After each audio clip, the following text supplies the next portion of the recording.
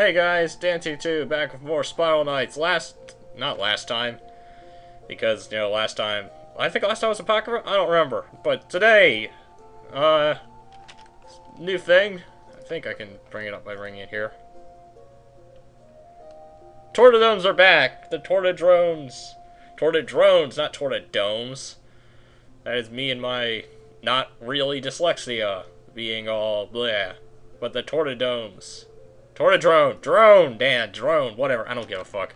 They're big, they have shells like domes, they're Tortodomes. That's my logic, at least.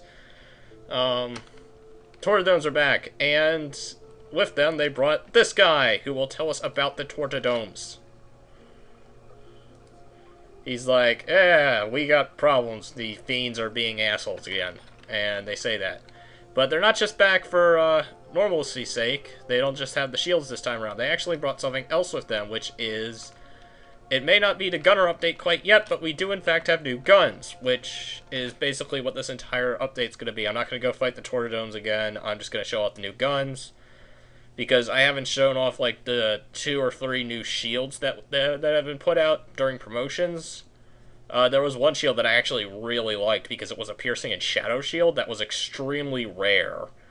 But it looked amazing. And then there was, like, 4 different variants of the Ironmite Plate Shield that I didn't go over, but that's because they're just reskins. But that one shield, I'm actually kind of disappointed, because I wasn't going to make an entire episode out of just, oh, hey, it's a new shield. But I am going to make an entire episode out of, hey, there are 4 new guns in this game. Each one being piercing, elemental, shadow, and normal weapons. I am going for the piercing one because it will match my Torto shield. And the only thing I've been saying this entire time is I want to dual wield Torto shields, and they basically are going to let me. It's going to be awesome, and I'm going to spend all of my Sparks of Life doing it because, yeah, that happened. Tortodomes happened. And I'm actually in the running to make this. And I actually made one because I'm actually really lucky because the prerequisite for this one is an auto gun, which I had one with CTR low on it, which is amazing, as you guys are going to see later when I actually go show off the gun. I also had to go get an Elite Orb of Alchemy, and I actually got 2 in the run, so that was kind of awesome. But yeah, 10. I want to say that the shield is like half of that cost.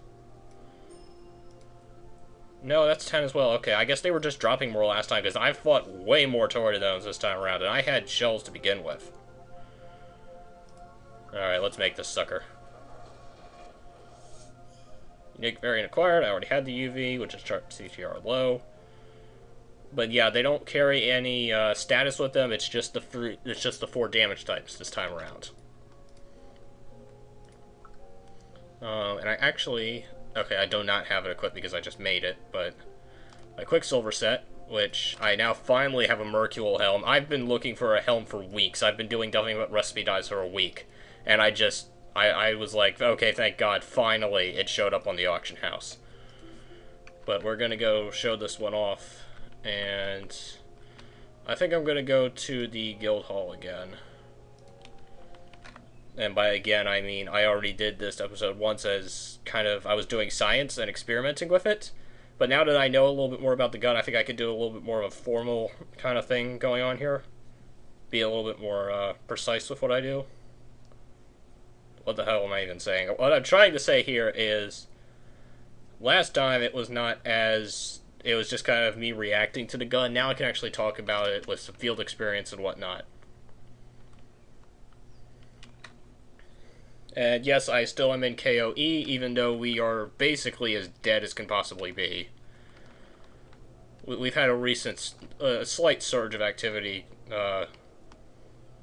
since the guns came in. But yeah, it would be hilarious if they came out, I was like, we just did the gunner update, guys. You know, those 4 new guns, that was the gunner update, and, you know... I'd be a little bit disappointed, but it would be kind of funny, considering they've been trolling the shit out of us all year with the Rage update and everything. Anyway, now I have 2 Tortoclaws. The Tortodome gun is like a bunch of different weapons all combined into one. It is like, its standard attack is a combination of a Flourish Thrust and a Magnus Shot. I don't think it's as fast as the Magnus shots are, because stuff still tends to dodge it pretty effectively. But if you can hit them with the thrust first, they will not dodge that, so they'll be you'll be right up close to point blank and be able to hit them with the second attack pretty well effectively.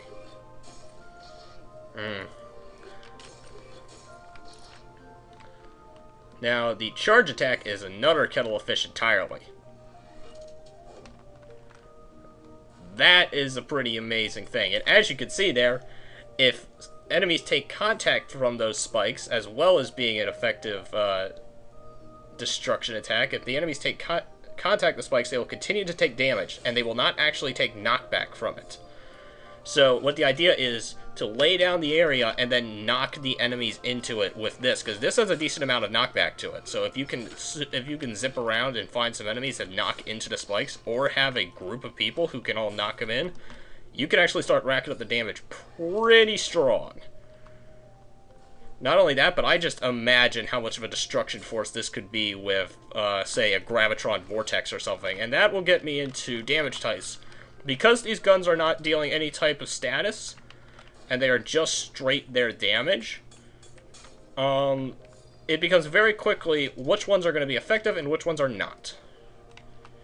From what I can tell, this gun is best used with its charge attack on large, not very mobile enemies. Anything that's stationary gets bonus points in this regard. So anything big, like trees, or not trees, lumbers. I call them trees, but their official term is lumbers. Or any kind of turreted enemies. Because of this, piercing is probably the worst variant of all of them. Piercing enemies typically tend to be highly mobile and small and fast. Because of that, the charge attack isn't really going to get a whole lot of use. Personally, I would suggest either the elemental variant, in order to hit undead enemies, which are typically slow-moving, and constructs, which are even slower and bigger, or the normal variant to hit everything.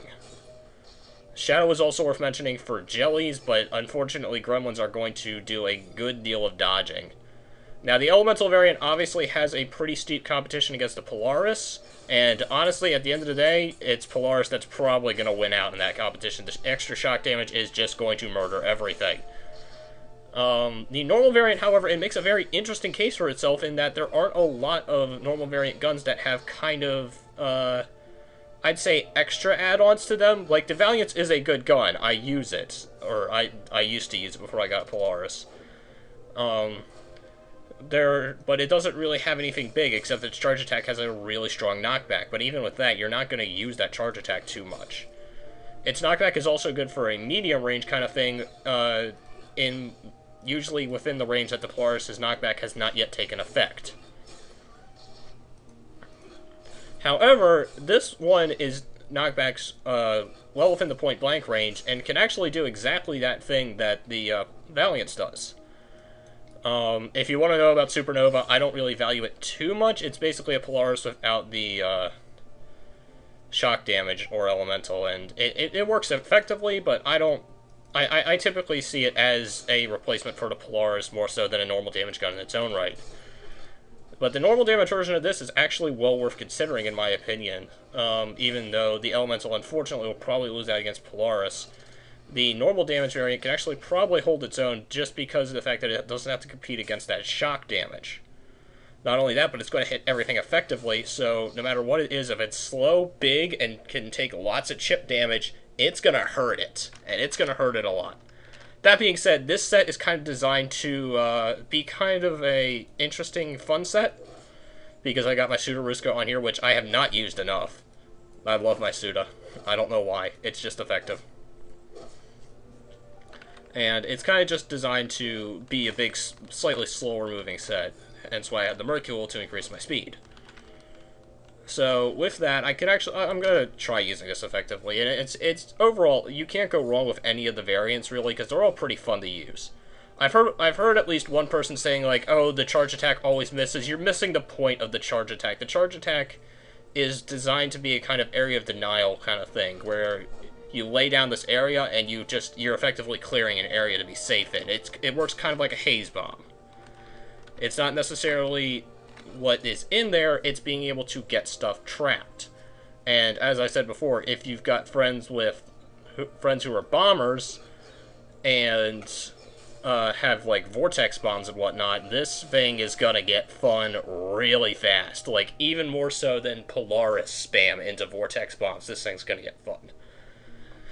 I think the only other thing worth mentioning is I like the fact that it gives a bit of a close range with its thrust. It gives a bit of a close range alternative for gunners, which is very nice because it allows them to knock stuff back and get out of range easier of dangerous enemies. Aside from that, though, there's not really much else to go over. Tortodornes is basically the same. I've noticed a reduced drop rate for the shells, unfortunately, which is part of the problem with my ever-decreasing Spark of Life count, which will be rectified pretty fast. As soon as I hit like 5 or something, I'm going to buy some stock from the supply depot and just be done with it. When flash sales happen, I'll probably spend money and actually get more energy so I can get a proper kitty tail for my Scover set, so I can match my kitty. But only when that happens, and only if I'm on when a Divine Cattail goes on. By the way, if anyone has a Divine Cattail they're willing to sell me for cheap, you will get a shout out in this video. Even if that's not worth anything, I am going to give it anyway, because you would be an awesome person for that.